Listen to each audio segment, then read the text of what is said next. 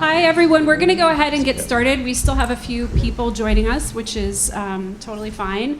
My name is Ingrid McKenney. I work here on our Development and Alumni Relations team. It's been just such a treat to catch up with you here so far at Reunion, seeing so many of you last night at our mixer and catching up with others at the Golden Circle brunch earlier today. I'm just curious, for how many, show of hands, how many, this is your first alumni reunion weekend?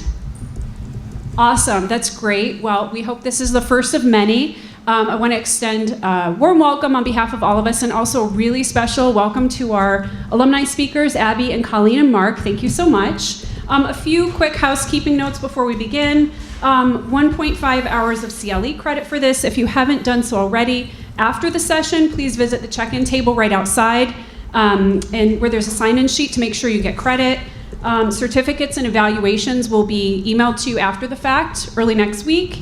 And supporting materials can be found both on our website, and there's a QR code right outside the auditorium that you may have seen, that if you just scan that with your phone, you can find the materials that Wayne, who's going to be moderating this panel, has selected for us. It's my pleasure to introduce my colleague Wayne Stacy. He's Executive Director for the Berkeley Center for Law and Technology here at the Law School. He joined us in 2020, most recently prior to being here with us at Berkeley Law. He served as the Director for the U.S. Patent and Trademark Office in Silicon Valley.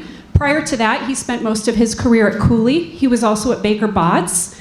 I'll mention just some cool things during his career. Several leading publications listed Wayne as one of the country's top patent litigators and IP strategists. And recently, Wayne was appointed as a Fulbright specialist with a specialty in education and AI law. And welcome to the panel, and thank you, Wayne.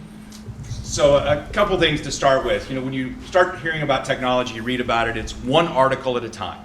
You see something about AI, you see something about renewable energy, and when you can look at the entire scope of Berkeley's graduates, thought about, wait, let's actually bring people together to talk about the scope of innovation as a whole, because nothing exists in a vacuum anymore. So we wanted to look at, as you're going to talk about here in a minute, we wanted to look at energy and power, the grid, what was going on there. We wanted to look at semiconductors. You've been reading about what's been happening in the semiconductor industry, how that's critical from defense to basic home appliances anymore. And then with all of that, of course, you can't escape what's the future of AI. Turns out, we have three experts. You're going to see how that lines up nicely.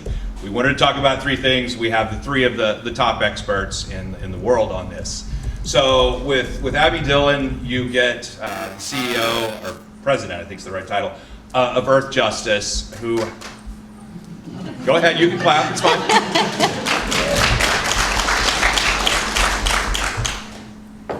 So Abby, in addition to this whole host of things that she could talk about, turns out she is one of the most knowledgeable people in the country when it comes to the interaction between grid and the growth, or between regulations and the growth in the power grid. So just unbelievable to find that expertise and to find it from a Berkeley grad.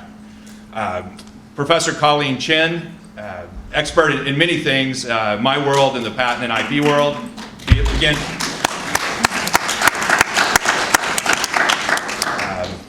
Berkeley grad and Berkeley professor.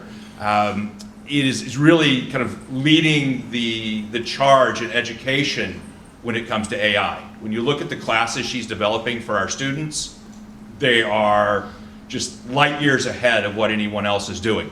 So instead of just showing what's been happening, really projecting about what students need to understand going forward. There's so much changing, we don't know where it's going to go. All you can do is lay out a foundation. And when you look at her course and her syllabus, and you talk to the students that are coming through that, it really is foundational. And what a great way to prepare that next generation. But of course, in her work and her preparation, she also has her own work, her own opinions, well beyond the education that you would expect of a Berkeley academic. Last, we have Mark Mao. He's a partner at Boiues Schiller. Mark turns out to be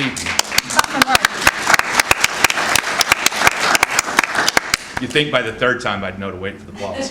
So, Mark turns out to be one of the top trial lawyers in the country when it comes to technology issues. Not just patent things, we're talking all technology issues. His latest endeavor is opening up an office in Taiwan, focusing on basically semiconductor issues, and really the growing litigation issues emerging in that field. So you can't talk about semiconductors without understanding what's going on in Taiwan. Mark brings that expertise in all of those things. So when you look across the board, what we want to do is go from energy to semiconductor to AI. And so kind of with that order, I wanted to start with Abby and ask, first of all, just for an explanation of what's happening at a broad level in the power grid and the way demand is growing for the first time in many years. Sure, and it's so nice to be here. Thank you for coming out of a beautiful sunshiny day to talk about innovation in the United States. So something that hasn't happened certainly in my lifetime, I'm in my 50s, is happening now, which is that demand for electric power is going up. It has been a flat line really for the last 6 or 7 decades. That's one key fact. Another key fact that I know this room will be familiar with is that clean power, non-fossil fuel fired power, is core to the climate strategy globally, nationally, and in California. The idea is if you can get our electrons to be generated cleanly, that electricity can power our homes, our buildings, our transportation sector, not only electric vehicles, but transit, and heavy industry, so that as we think about bringing heavy industry back to the United States, an industrial strategy for American prosperity, geopolitical influence, clean energy is at the very core of our ability to do that, consistent with living on a livable planet. So much of the policy that has animated energy in California has been predicated on meeting a relatively flat level of demand. Now we have AI coming into the mix with hyper energy intensive data centers, which are increasing demand very significantly. Because we have taken as long as we actually have climate change itself driving demand. As it gets hotter, we are using more power for air conditioning. I mean, that's the simplest way to say it.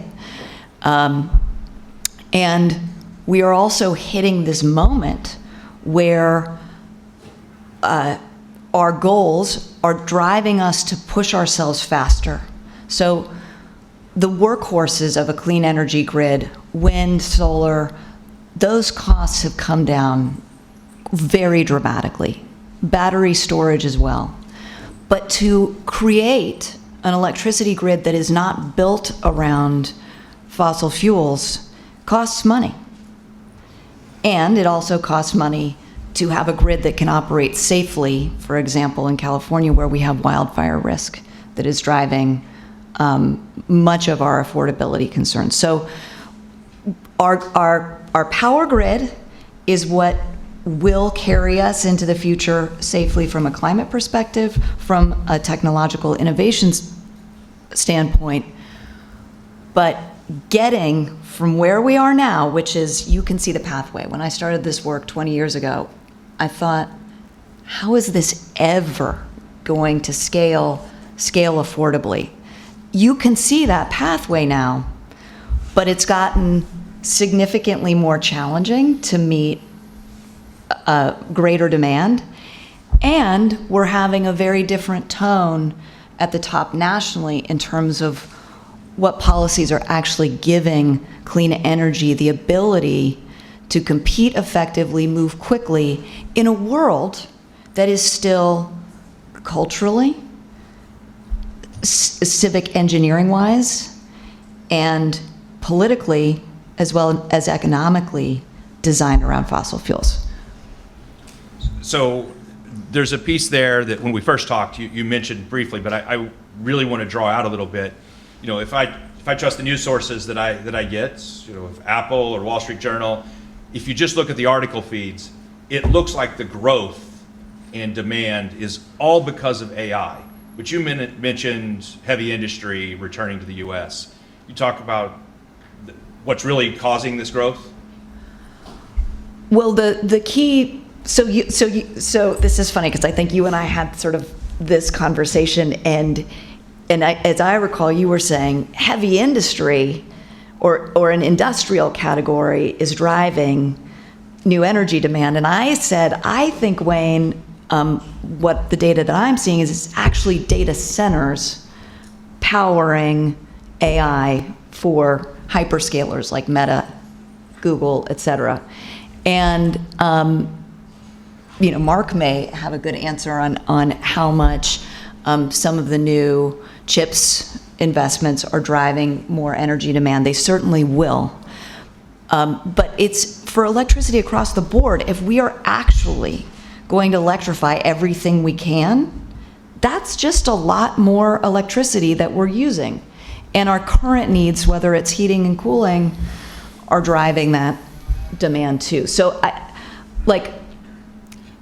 the funny thing about working on climate is if you care about food, you will say that our food system is driving our climate problem the most. If you're working on buildings, you will mention the fact that the California building sector actually outpaces even transportation, which is the biggest national driver. So there are many ways to walk into this problem of climate, energy, innovation, and all different ways to look at the graph. But the one thing to keep in mind in this conversation, it's so simple.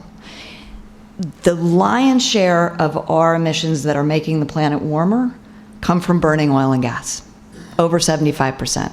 So whatever sector you're thinking about, the project is to move off of that, be using a less carbon intensive form of energy, and be thinking about embodied energy in our products as well as just how we generate electrons.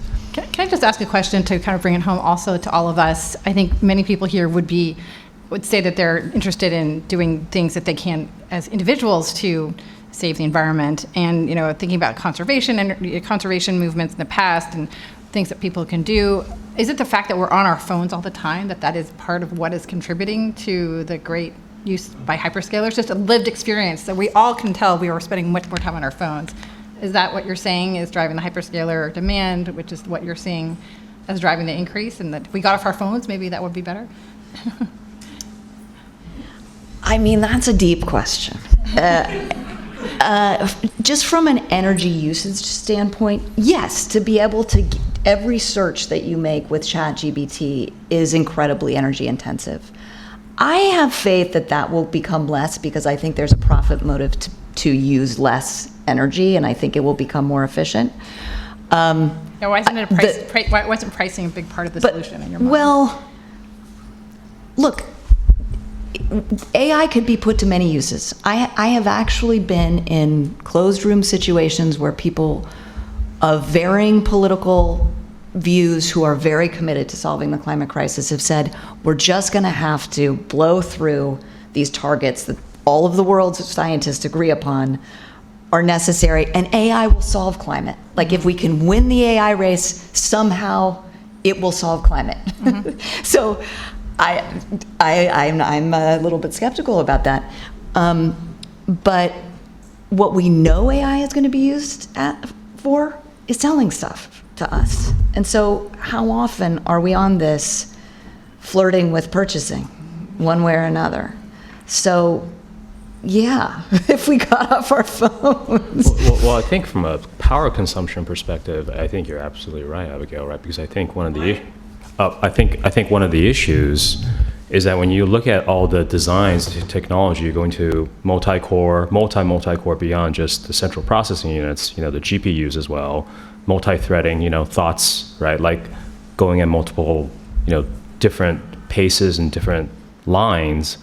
Of course, power consumption is going to blow through the roof because we're getting closer and closer to actually emulating the human brain, right? I remember reading a couple of years ago, my wife who's here, we belong to this group that we were in since, they started in a preschool together. And we share books and book recommendations. And there was this book I read about 8 years ago called 1,000 Brains. Jeff Hawkins, he was one of the founders of BlackBerry. After he made his fortune, he went to, go do this foundation where they were researching the human brain. And 8 years ago, he was saying that, the way the human brain works is not how people think. It's actually 1,000 brains, hundreds, right, of these microprocessors working with each other. And what you're seeing right now in technology and innovation is we're going closer and closer towards that. That's where a lot of the theories on AI and other types of design, both hardware, software, and firmware are all going. And it's hugely energy intensive because it's just bigger and yet at a smaller scale too, and you're trying to drive more out of that. And it just feels like that's an inevitability. I think the interesting thing, again, from an innovation perspective, is that these big companies, they weren't necessarily that invested in energy before. But I remember having students who said they were working for Google and their main project was to work on energy there because of those, the servers and how they do and configure energy is extremely important to their operation. They don't want to go down. They don't want to have their own sort of reliance on the grid. So if it becomes such a sort of acute issue that you have tons of sort of talent pouring into it, is there a chance for there to be this kind of disruptive innovation which does drive down the costs? I don't know if that's overly optimistic, but it's just kind of like the same way that growth has been geometric, right? We kind of think about, as humans, we kind of can look in the future, we look to the past, and we say, well, the future will just continue to kind of proceed along that pace.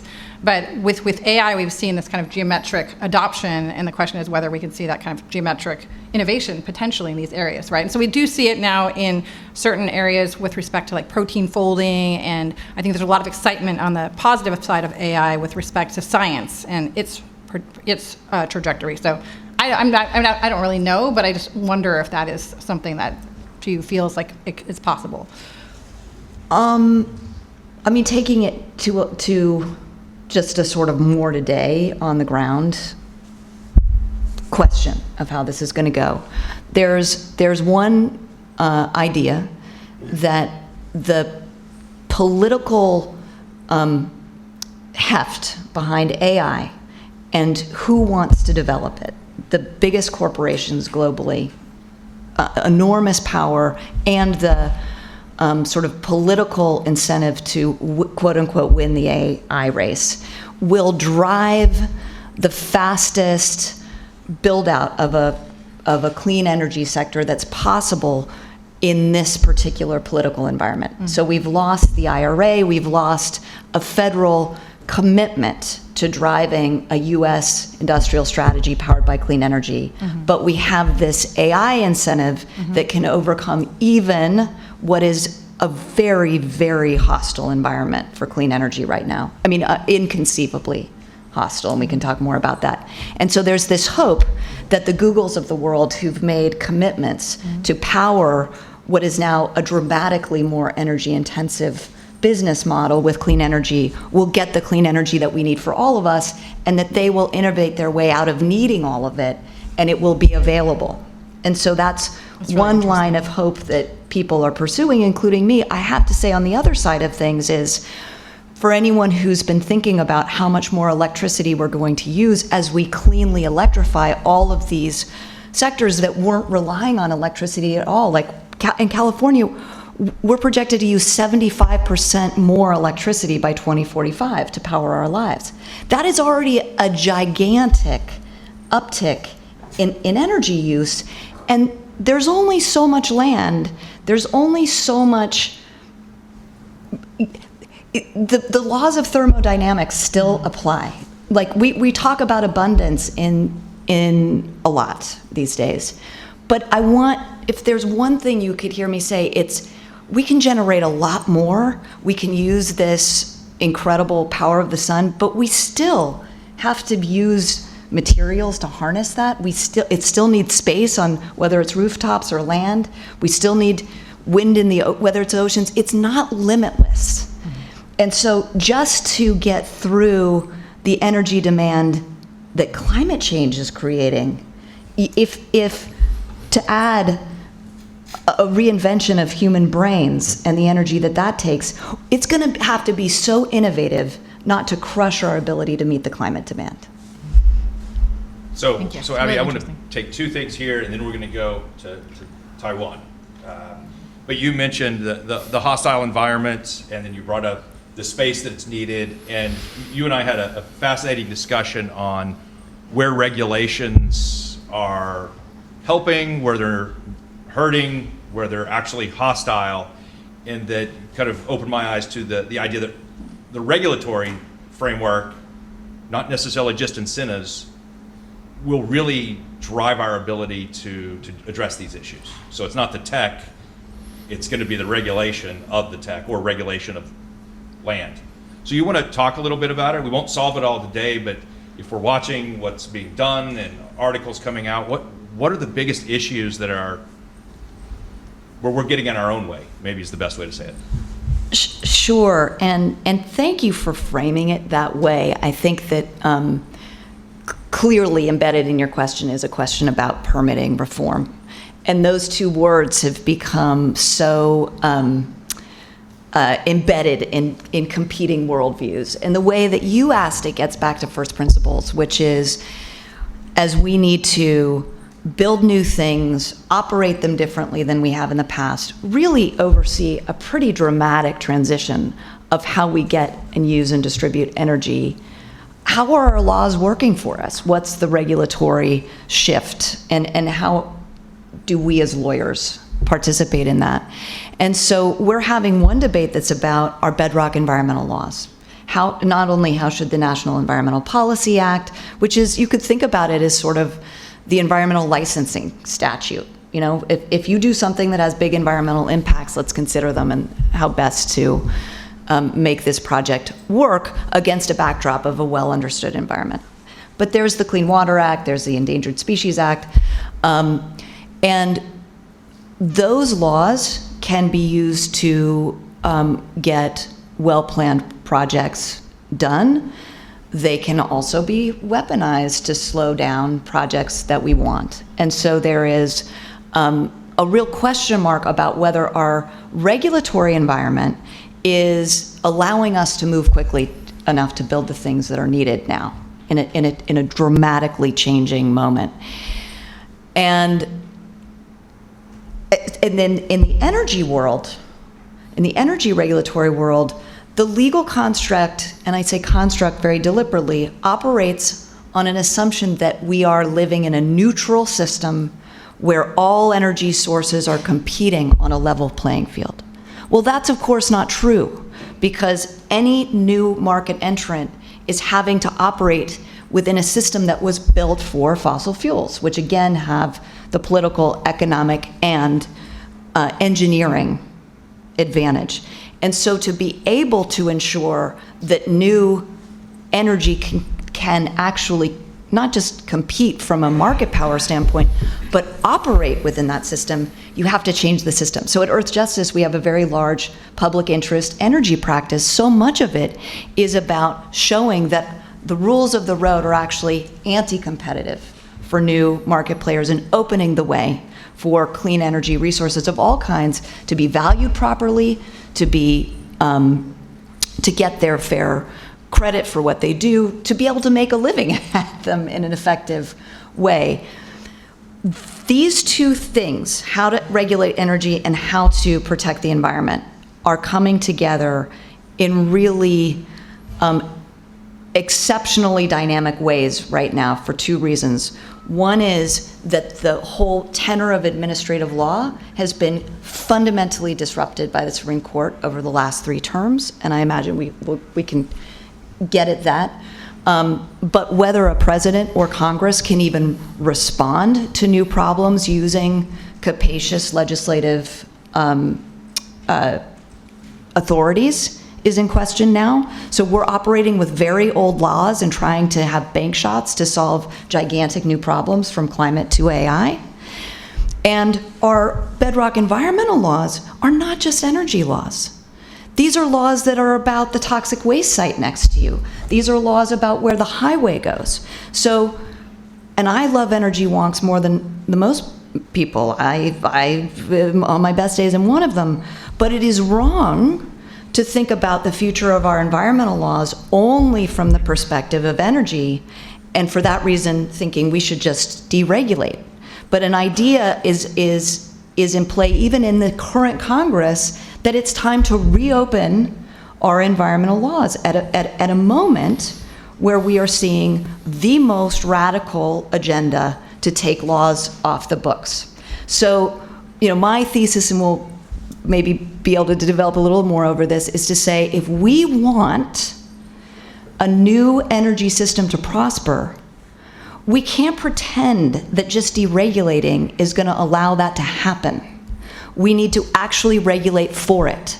We pick winners and losers in the energy policy world. To say that we don't is a myth. We now pick oil and gas, and we are going to need more specific mandates nationally, globally, to get the technologies of the future upscaled, working affordably and effectively as quickly as we can. To do anything else, and I'll just end here, states like California did that. Renewable portfolio standards.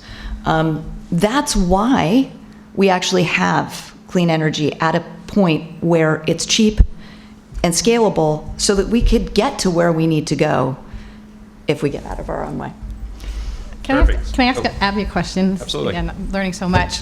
I think, a lot of people here are familiar with, Berkeley's commitment to justice, and that's part of the name of your organization as well. So I was just curious about, I went to I host an AI and society group on campus, and actually if people are interested, I can tell you it's open to members of the community. And so we had Karen Howe speak about her book, Empire of AI, recently.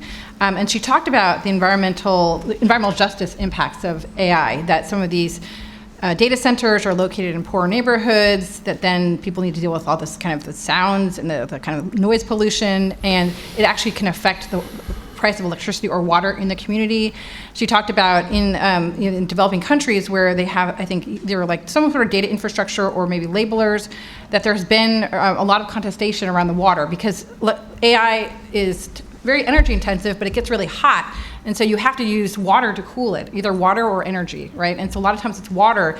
And it got to the point, I think she was just sort of presenting this vignette in this particular country, in this community, where the water supply, the drinking water supply was being used to cool these data centers, and they had to actually put salt water in the drinking supply for the individual consumers. And so it's this kind of crazy imbalance because that brought a lot of jobs to the community, but it was at such a high cost. So I just wondered how much of that was part of the agenda, or you think is a valence in which there can be also another way of thinking about human rights is coming into the energy and environment conversation. Because what you've been talking about is kind of this on the policy level. I'm just wondering if the environmental justice angle is kind of coming up on your radar. 100%, and I've been departing from what I hate talking about climate in terms of this sort of McKinsey like cost per ton, and as if this is a bloodless thing that isn't affecting people. We represent communities, we represent people, and are trying. So it is definitely an environmental justice issue, and it's more than that. These data centers are coming. I mean, in rural Virginia, it's all kinds of folks. There are two iterations, I'll be quick here, but there's crypto mining, and then there are these data centers. And when we say data, we have to have a different lexicon around this, because you imagine this nice little warehouse. No, these are gigantic, sprawling facilities that have enormous impacts on water. They're noisy. The bright lights, your whole world has been industrialized. It's like suddenly you're living next to a huge industrial complex. This is not like a sort of neutral business park coming up around your home. And I haven't seen an upswell of just grassroots freak out around the country since maybe fracking really went off in the Marcellus Shale in New York. And this is bigger because it's happening all around the country, and the environmental considerations are so acute. So this is that's the perfect example of where we have to be balancing what it means to have the energy capacity to do AI, to meet our energy needs, but with the localized impacts. And these AI producers are willing to pay a premium for this energy. So what are they giving back to the communities that they are so fundamentally altering? And how are we going to make sure that's happening?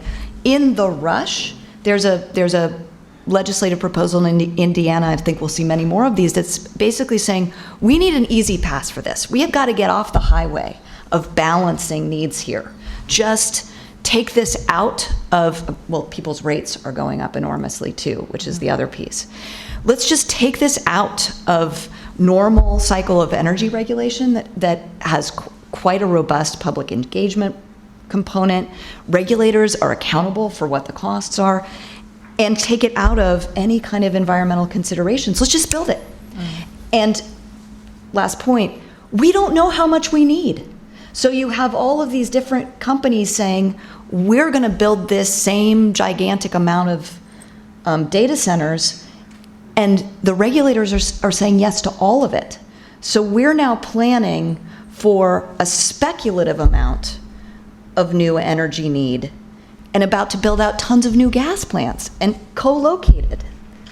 So it's not, if you're an EJ community, you may see the old gas plant that you've worked with Earthjustice to shut down for the last 20 years. That neighborhood threat is finally non-operating. It's getting unmothballed. It's operating again on top of all of these data centers. So the environmental considerations here are big. So I want to take it now to the other piece of this. So you read a lot of the folks that are theorizing on what the two big issues that the United States is going to face going forward. One, affordable power, and two is whether or not they fall behind with semiconductors. So it's foundational to any AI model. And so those of you that have been around the semiconductor industry, United States remains a leader in designing semiconductors, but definitely way behind in manufacturing semiconductors, very far behind. The entire world's supply of high-end chips goes through Taiwan, the entire supply. So I'll leave this and then I'm going to ask Mark a few questions about this, but part of the administration's pressure has been to bring back semiconductor manufacturing into the United States. If you pay attention to what manufacturing is being brought, it's been incredibly difficult. The plant is years behind at this point in time because of several things reported: lack of workforce in the United States, permitting problems, and it's only to deal with about a product 2 generations behind. So the United States has proven it doesn't have this capability. And so for the first time in my life, there's been a new discussion ever happened. Well, my appearance matches the facts. I am older than anyone here. The point being that at the beginning of my career in the mid-90s, the discussion was always about, we were afraid for our American companies to take technology to Taiwan. Why? Because the Taiwanese would steal the technology. That was just the story. Now, in the last few years, the story's reversed.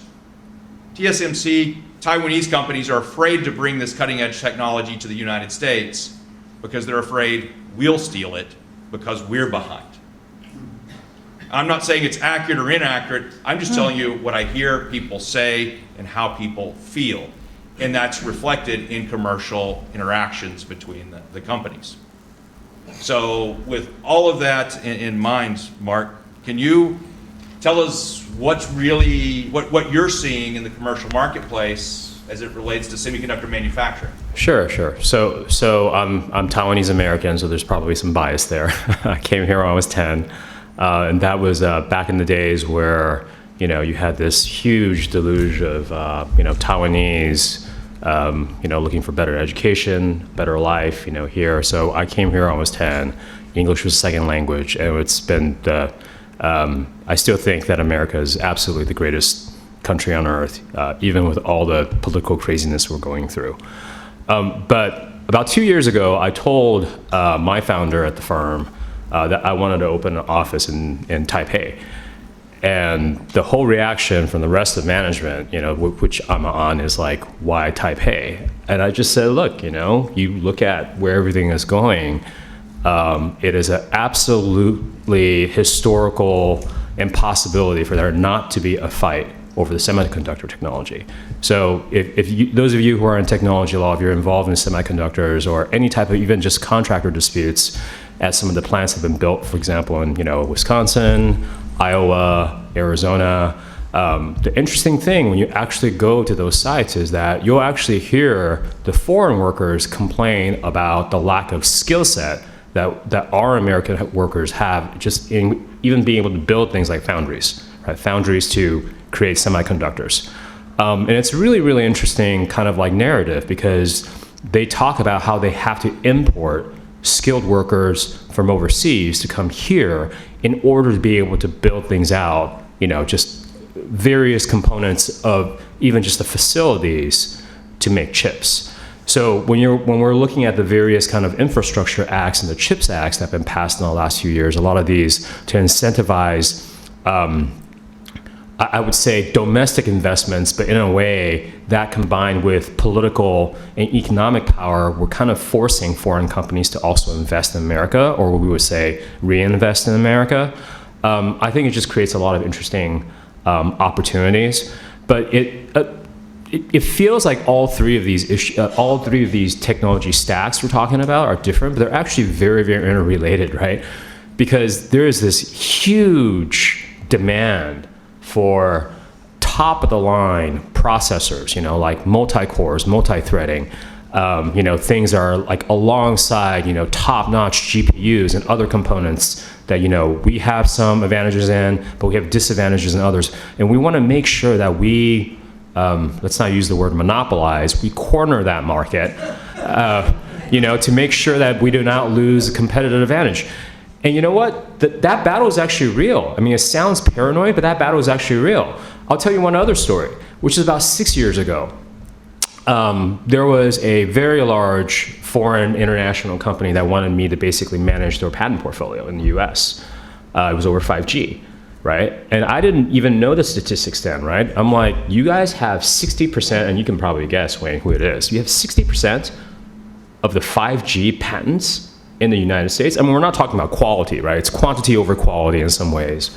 But they're filing far more patent applications than we are. I mean, yes, we have the higher qualitative ones. And I had a pretty intimate discussion at home, like, do I even want to take this on? I mean, yeah, it's hugely profitable, but it's a huge problem politically. And thank God I didn't take it on because, you look at this administration in retrospect, I'm like, man, I would not be able to travel abroad, or I might not even be able to stay home, right? So that war is very, very real. And you look at these acts that are being passed and, you wonder the paranoia and the xenophobia behind it. It's actually very real because you go to the plants, you go to the sites, there are some aspects of this where we're actually behind the competition. We actually are. So Mark, I want to kind of ask you the same question I asked before. The panel is about regulation. Where do you think we're getting in our own way with regulation and catching up on the semiconductor manufacturing standpoint? So I'll be very honest. When you go overseas, the discussion is not that we're over-regulating. The discussion's over why in the world, other than economic, military, and political pressure, would they give us the technology, right? Which is actually exactly why I want to build an office in Taiwan, because I just think that is a, from a business perspective, that's a good bet. Right, that the human instinct to compete, to win, is going to guarantee a cosmic historical collision, right, out in that tiny little island over fabrication and chip manufacturing. I don't think we're over-regulating it at all. In fact, if anything, the question for foreign companies is why would they want to give us the competitive edge? So now you talk about the stack. You've got the power. You've got the computers. Colleen, you've got to put your AI on top of it.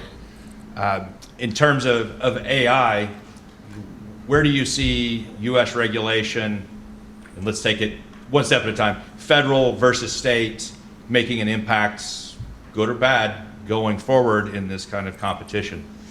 Well, I think that Mark's comment actually tees it up well, and so it kind of builds on Abigail's as well, in terms of thinking about the main priority of this administration really is, sort of innovate first and at all costs. And so there really has been at the federal level a disavowal of a very aggressive regulatory stance, and even trying to potentially prevent the states from being able to enforce their own laws. There was a discussion in the big, beautiful bill, and it went further than many of us thought it would, that would actually put a moratorium on state enforcement and passage of an enactment for 10 years of AI regulation.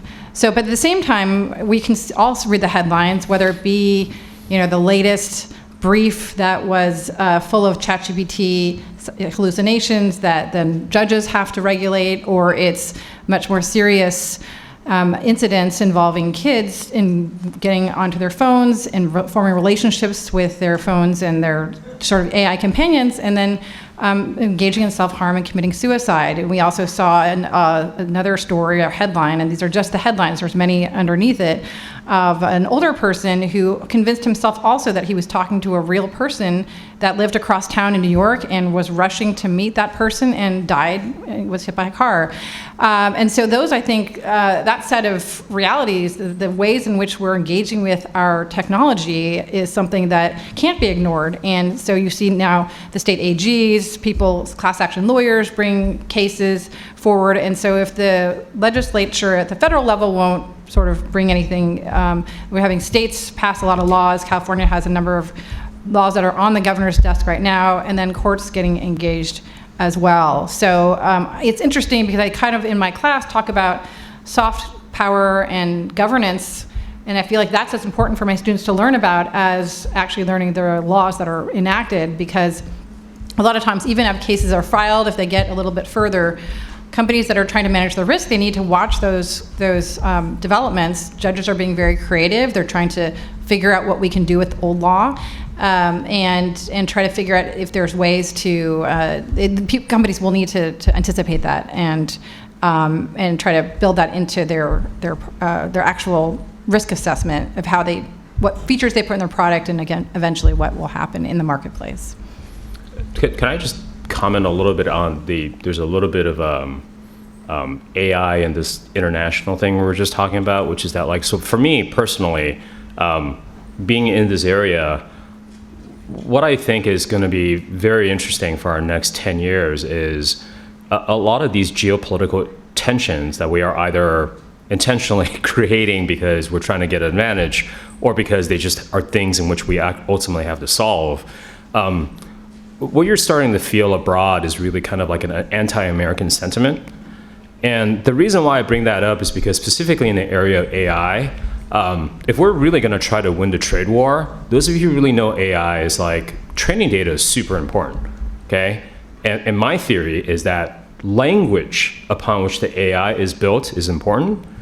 And when we are intentionally antagonistic towards all of our allies, it makes it much less interesting for people to want to just even want to use English, right? And if English stops becoming the dominant world input, I can guarantee you that somebody else's AI model will rise to the top, because it's all about data points and the amount of training you have. You have 1.4 billion people in China, officially. Unofficially, they say, right, the quote unquote people who don't count are another 200 million people.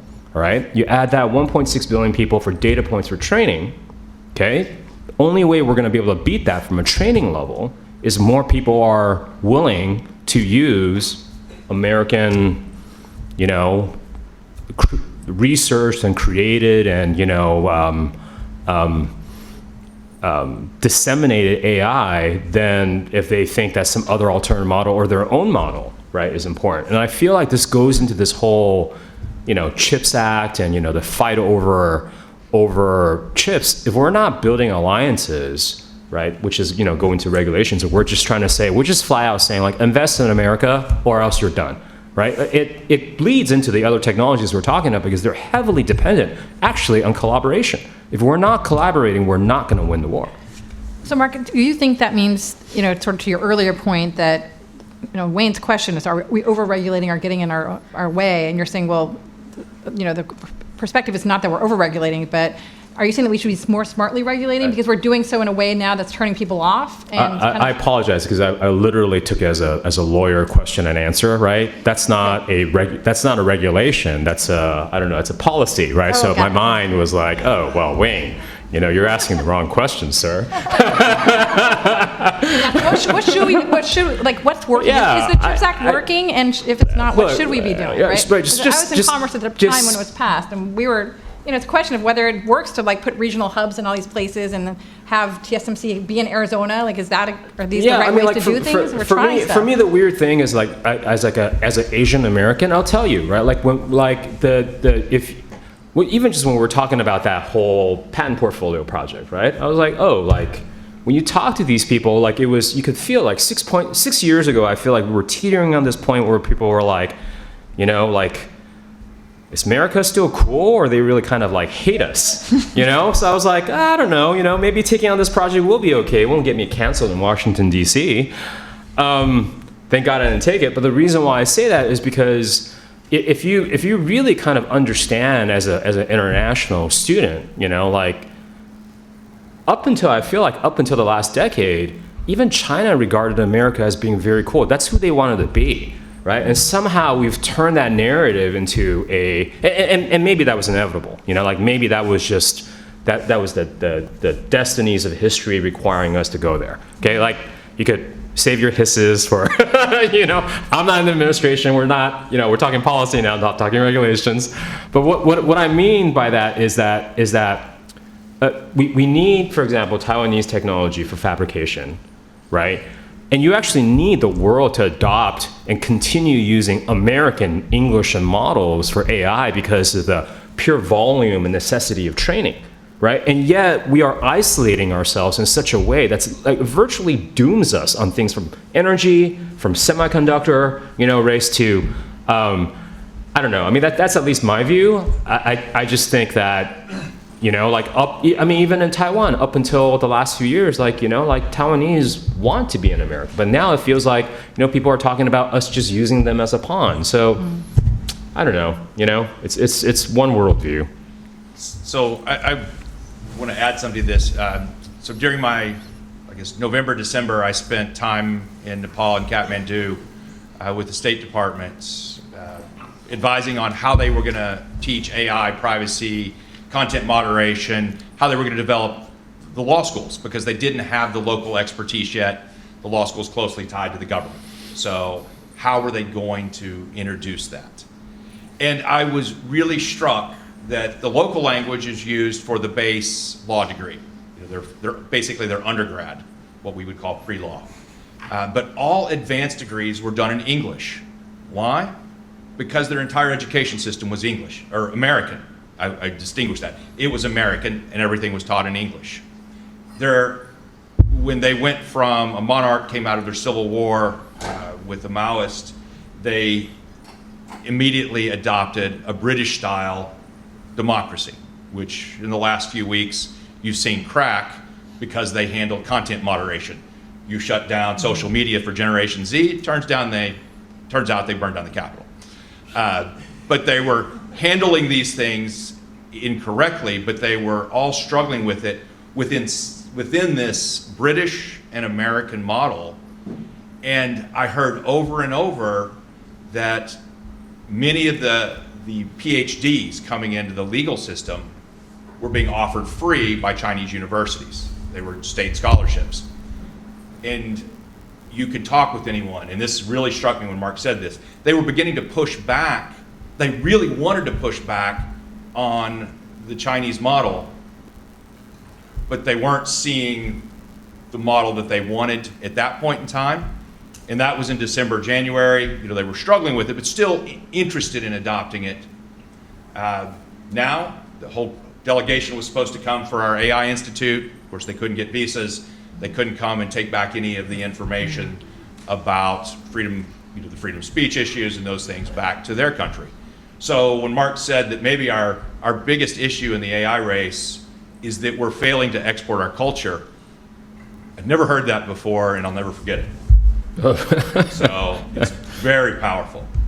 So with that, I wanted to give the panel any final chances to talk, and then I wanted to open it up to all of you for questions, see what you want to press the panelists on.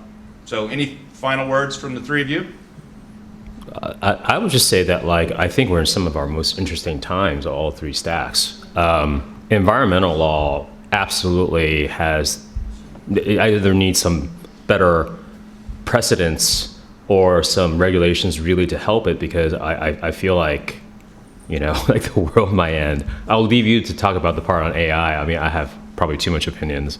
But, on semiconductors, I've told Wayne this privately. I just think that we're going to have some giant, litigation wars in America, and you're going to see this in the next 10 years. It's just not possible for us to avoid it. And I think it's going to be really interesting, because it's going to be some combination of, contract law, choice of venue. It's just going to be a big bloody mess, and you're going to see people hometowning each other, more than ever. Taiwanese companies will sue in Taiwan or sue in Hong Kong, wherever they think that the best bargain is going to be struck. And that's where I think semiconductor wars is going to go. It's going to go in venue wars. I'm just going to use my little spot to plug the work of Wayne and the BCLT, Berkeley Center for Law and Technology, as well as some of the other centers they're doing a lot of programming on this, a lot of great sort of the Tuesday tech series, and then there's the coffee break series. We have this AI in Society group. So if you're interested in some of these topics, you want to get more engaged, there's plenty of ways to do so. And a lot of talks on the Berkeley campus that are, you can zoom in on them. But we're doing, sort of the cutting edge AI here on campus, and we have both on the technology side, but also on the ethics and everything else. So we're so glad you're here this weekend, and we hope you continue to engage, and there's a lot of content if you're interested in it. I am super excited, though, about the next 10 years. And I know it probably just sounds weird, but I think, like, if you come out of the school, you have an advocate in you. I feel like that's what the school teaches. And I think, I'm a litigator. I'm not a transactional lawyer or in regulatory law. But what I love about kind of like the Berkeley heritage is that, like, I feel like I tell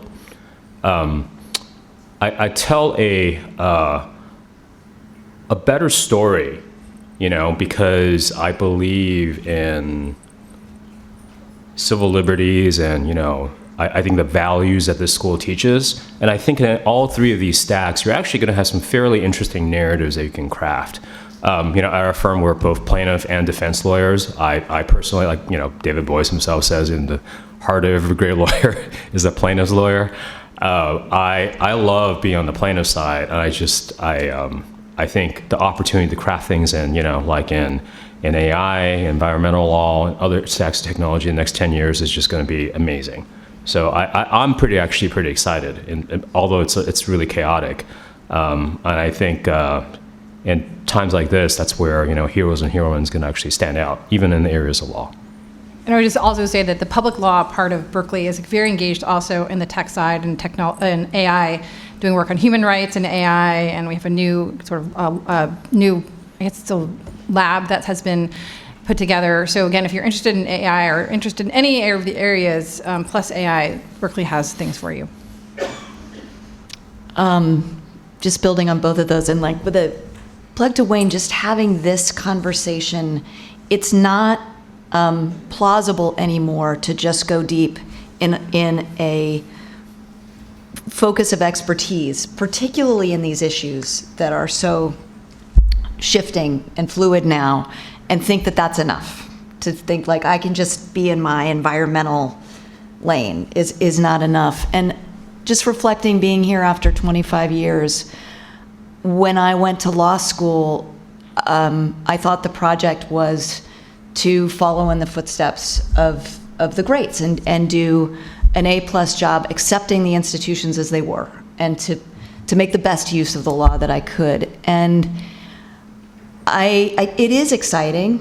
It's terrifying and exciting right now because as the rule of law erodes, we're going to have to live with a social contract, nationally and internationally. And we're going to have to not just export what we have, but learn what models are going to work. We're going to have to, we call it Project Phoenix at Earthjustice, but everyone is rethinking what the legal frameworks of the future will be. And Dean Chemerinsky just came and spoke to our whole team. It was amazing, just a gigantic plug for the dean. And he was remarking on the applications are up. People want to come to law school. And that gives me some faith because it says that the brightest young people now are recognizing that the frameworks of society are up for debate, that we're not just going to go into whatever the world is and be the best A+ people that we can be.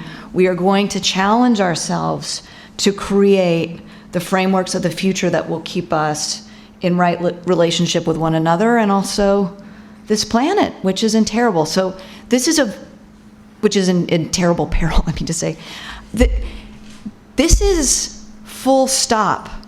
Like, for anyone who's not practicing right now, this is an unbelievably disruptive time in terms of what government lawyers are willing to argue. It's all in play right now, and we've never seen anything like it. And in this disruption, there's enormous possibility.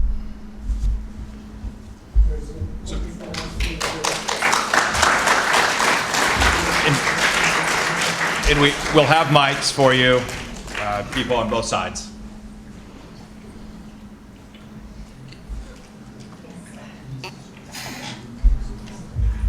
Hi, the name is Josie Gonzalez, and I practice immigration law. So, Mark, I was interested in, and you're stating the lack of talent and innovation that's needed. And as an immigration attorney, I've gotten H-1 visas for engineers in the semiconductor industry. And now we have Trump trying to impose this huge filing fee on H-1 applications. And I wonder, is the semiconductor industry going to speak out, talk to Trump and say how disastrous this will be? Sure. So without disclosing what matter it is, there's a certain matter I handle in Arizona involving fabs. And the H-1B visas is one of the #1 issues. And this is literally, I mean, you can talk about high-level details, but then you can talk about the details that actually make it real, right? So the issue is, what gives a Taiwanese company the incentive to come and help us build in Arizona, to teach us how to fab, if we're not going to extend beyond the 90-day visitation visa? Like, why would I do that, right? Like, we're not stupid. And I mean, that's their view as this drags on is going to be like, well, at the end of the day, then how are we any better off in the hands of America than with the Chinese, right? And like, I wouldn't even say it's, again, not attacking words, regulations versus policies. I think it's actually just a failure to exercise common empathy, right? Like, if you're a good trial lawyer, one of the things you have to think about is, why should the jury care, right? So the same thing when you're trying to get people to invest in America. It's like, yes, I realize you have more missiles and more tonnages than anybody else, but at the end of the day, if I'm not under your protection, that means nothing to me, right? So same thing with visas. What you hear on the ground is the workers are like, well, if you want my know-how, maybe you want to offer me a green card or something like that in exchange. So that's absolutely real.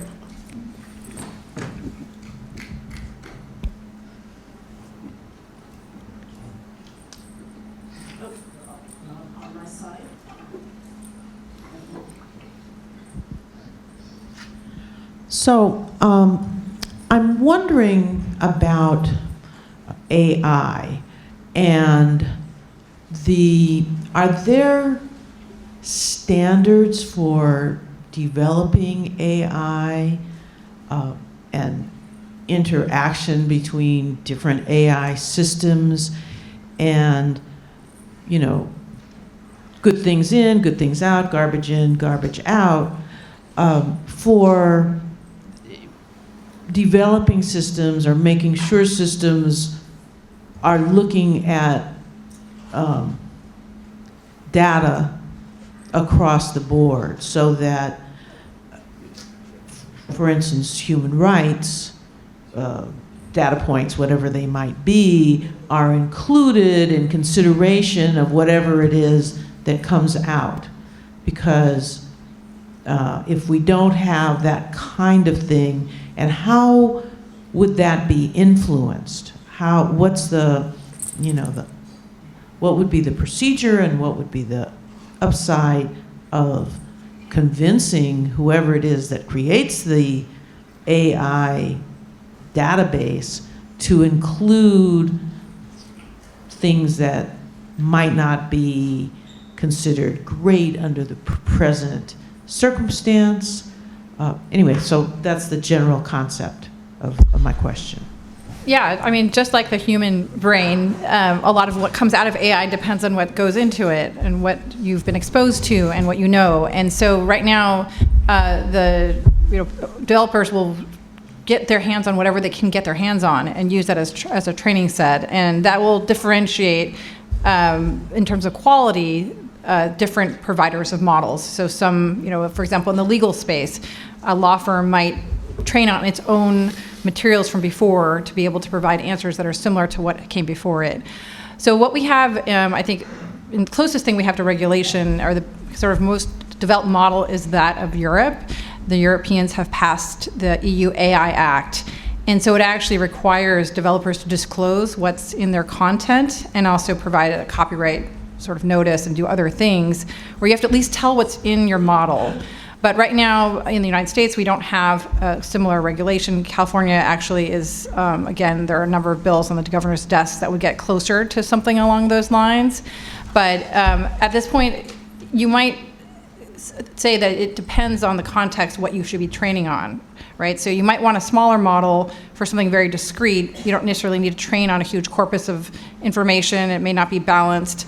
Might not be as diverse, but it's for some very specific thing, like a radiology application or something along those lines. And you use the data sets that you have. You don't have sort of the sort of robust, large data set you might use for a general model. So I think it's very much on the radar. I think especially because of some very high-profile cases where the data was itself biased because it reflects the human experience, which has bias in it, and had very biased outcomes. You see that, for example, there's been mistaken arrests of people were mistakenly identified based on facial recognition matches, and they're pretty much all African-American men. So we know the models have problems, but there isn't a standard approach where you have to disclose yet. That's sort of the approach, but we're getting to that. There are those regulations that are out there. Again, furthest along in Europe, and I think starting to be more prevalent domestically. So no surprise they're being litigated in the courts. Yes, very much. The First Amendment is coming up as an issue here. Yeah. With respect to whether it's compelled disclosure to require people to disclose information. So it's a real big issue. Piece for you. I just saw a great interview with Eric Schmidt, the Google founder, kind of addressing this issue on the geopolitical stage, and he starts with the U.S. model must win. And the point being that, at least in the U.S., the AI training models aren't government controlled. The information is all there. There's no censorship. And comparing that to the Chinese model with DeepSeek, where certain historical events that weren't popular with the Communist Party have disappeared from DeepSeek's mind. So I thought it was an interesting point that there is an issue when you mentioned freedom of speech, freedom of association, those types of things, that there is a difference in this high-level approach before we get down into the deep pieces of this, of individual companies and how they're putting that in. You think about it, there's such a paradox there, right? Because it's like I absolutely believe that the American model must win, but I feel like we kind of need to cheat and bully our way through the world in order to make that happen. I know I say that tongue in cheek, but it feels kind of true because, Like I think part of the administration that I don't know if I necessarily disagree with is that there is this feeling that people feel like we have to cheat because everybody else is cheating too. I know that doesn't sound very popular, but I feel like that's just kind of needs to be said. There are certain football programs that run that exact same model. Playing right now, not out. So I see a hand there and then back here. Wait, we have a question back here. Sorry. Here we go. Sorry. Thank you. Great panel. My name is Marcella von Vacana. I've been an environmental lawyer for the past 26 years. I'm also a political refugee from Bolivia, so I would kind of say that the perspective has always been that the U.S. has cheated a little bit. So I don't know if we can just say we have been the heroes all throughout history.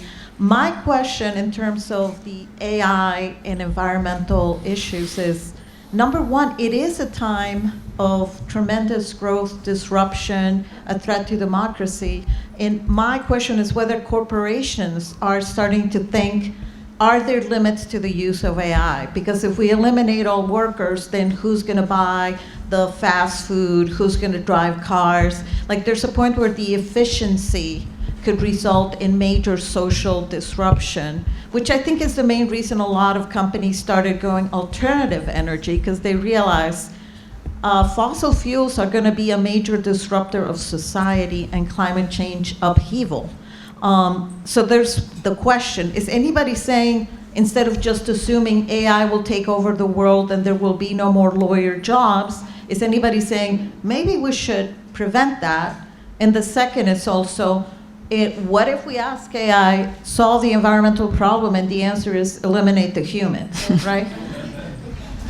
I mean, I think on the first question, yes, there certainly are folks who feel like there's a panoply of risks, whether it be in the environment or be, job disruption and displacement, to even just losing the human connection, that there is such personalization of your experience and even who you're sort of engaging with, whether it be online or it be just in the ads you see and the kind of prices you pay, that we aren't, and also just I think the sense of you're getting a very compliant experience in many cases where it's trying to flatter you or keep you sort of engaged, that we are losing our ability to even connect with each other and what it means to be human. So I think that whole panoply of risks is very much a concern for the AI safety community.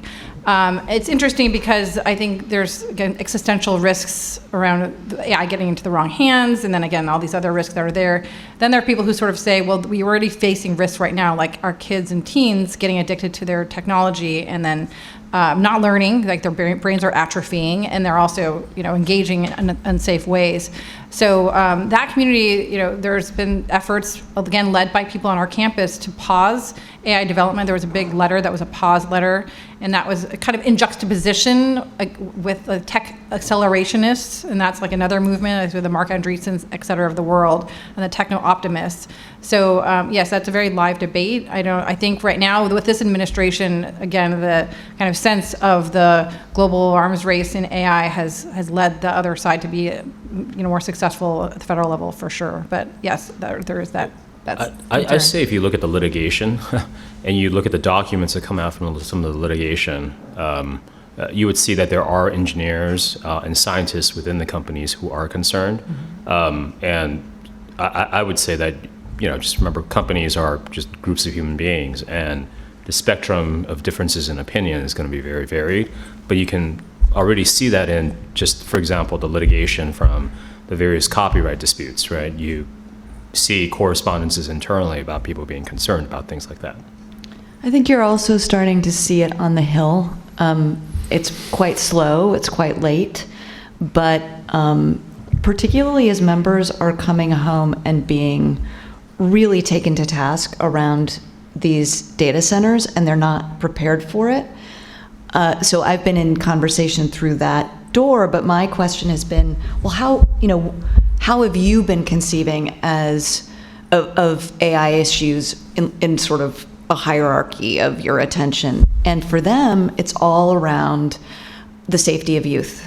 And the politics are really not falling into clear patterns across the aisle. I mean, you have Marjorie Taylor Greene being champion for espousing many concerns about AI and the failure to regulate, and the big beautiful bill even that got shifted. But so I think it's this moment where the politics are not set.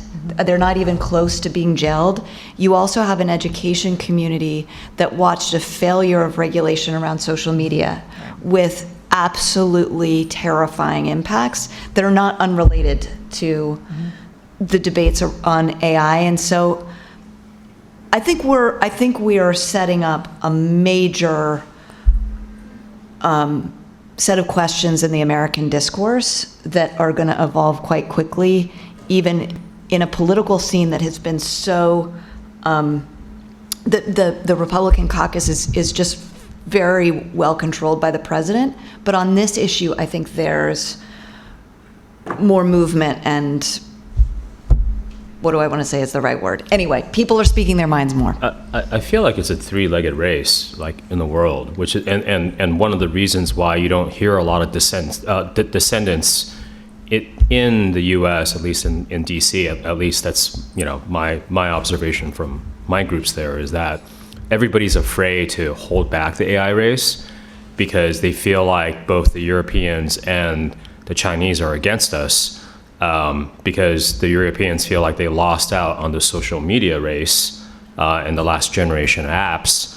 So we know that we're losing things on antitrust, we're losing things on digital markets, we're losing things on data, in terms of U.S. versus European regulators there.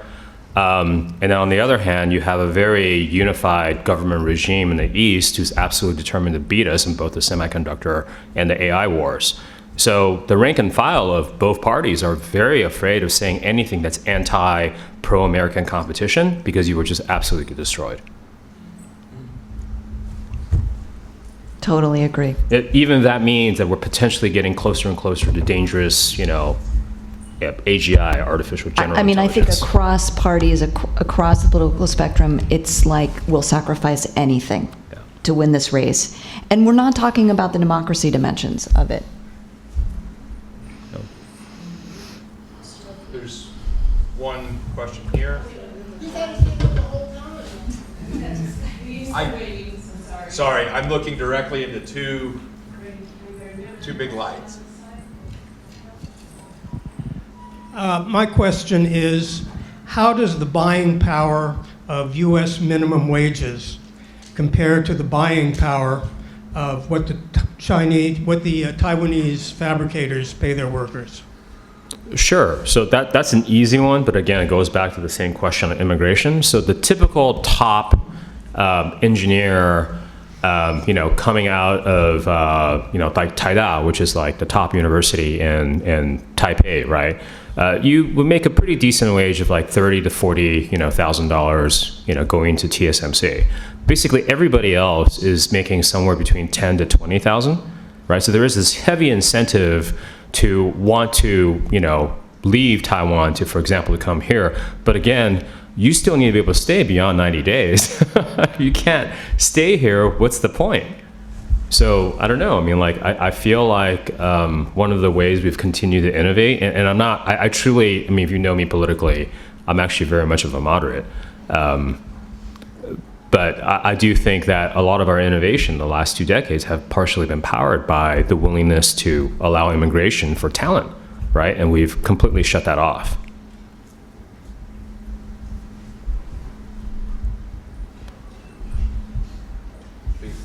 Get a mic over here. Actually, I don't think the mic up. Berkeley Law used to be a leader in terms of public trust doctrine. And essentially, it seems that the legal profession, especially California, it seems to be that the legal profession, especially in California, is trying to avoid remembering that the public trust doctrine ever happened in American constitutional law. And there is a difference between public assets and private equity.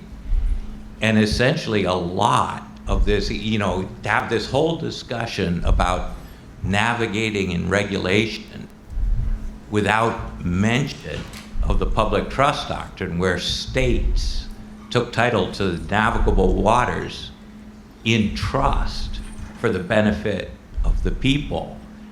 So that essentially you have privatization on a scale, and it's basically lawyers who are creating a lot of the problem, and it's this limits to reasonable fees. Do you see it as a problem that lawyers seem to want to be able to argue extremes even beyond reason and beyond the public trust? Can I take a first pass at that? Yeah. Thank you for lifting up the public trust. And my advisor here was Joe Sachs, who is one of its great teachers. We, in fact, are litigating public trust cases. And to great success in Hawaii, we were able to, on the basis of public trust claims, and Hawaii has a very robust doctrine, we're able to, on behalf of youth, negotiate a settlement that puts Hawaii on a mandated set of deadlines toward completely decarbonizing their transportation sector. It's a great win. We are working on the Great Salt Lake, which is eroding in real time. I mean, it's terrifying how quickly that is happening, and we are using the public trust doctrine to argue that the lake has to be saved. I won't walk you through it, but if we win, it will have really dramatic consequences for Western water law and how water is privatized and appropriated. So extreme times are encouraging, I think, more ambitious, bold, and untested strategies. The reason why folks rely on regulations is that the public trust doctrine is so often discredited or the claim is rejected. So, I think judges, in the face of regulatory failures, are becoming more inclined to rule for us. And we're also seeing the rise of constitutional environmental rights that are very consistent with the public trust doctrine coming into play, newly in New York, or being brought into greater vitality, for example, in Montana. And that's happening around the world. And I think the extremity of environmental crisis, the scarcity of goods that we all think we ought to have access to, like water, is going to make that a really important trend in the law. And I'm glad I learned about it at Berkeley, so that it was rattling around in our heads is not this marginalized dead thing. If they're going to go use old laws to rewrite our modern legal contract, so will we. So this is actually the one thing that we actually had a little bit of crossover on, the public trust doctrine. So we in our preparations, I was actually talking to Gabby about, there was a question from a pretty well-known tech founder who was, looking to deal with some of the possible dangers that might come from AI. And the question was going to be, is there a tort remedy? If we don't trust the regulators or what's something going to get ahead of it, can we get some type of declaratory relief, some type of injunctive relief? And public trust was actually one of the doctrines that we were looking at because of our state's history on that. But I do think that in some ways we've kind of lost some steps on that. Instead we were looking, for example, like suggesting maybe Wisconsin, right, where you had that case on, environmental Article 3 standing that was much more liberal about, pollution. But it's interesting because some of these harms are more desperate spread, and it in some ways, I would say, I don't want to say indirect because you don't want to fall out of, concrete and particular for Article 3 standing, but they're more challenging. So I think public trust is an interesting doctrine that actually has roots in our state history. I don't know. I'm a little bit nervous about it, just given I feel like our state is far more pro-business and more conservative, much more than the years in which, public trust, came out of our precedents. Sounds like a good topic for a symposium. I think it would be, because developing it the right way and Yeah, not the cutting stakes are its so legs high. off as it's emerging as a pathway is important. So with that one, we're out of time. There's 30 minutes between now and Dean Chemerinsky, and we'll be around. Thank you. Thank you, Wayne.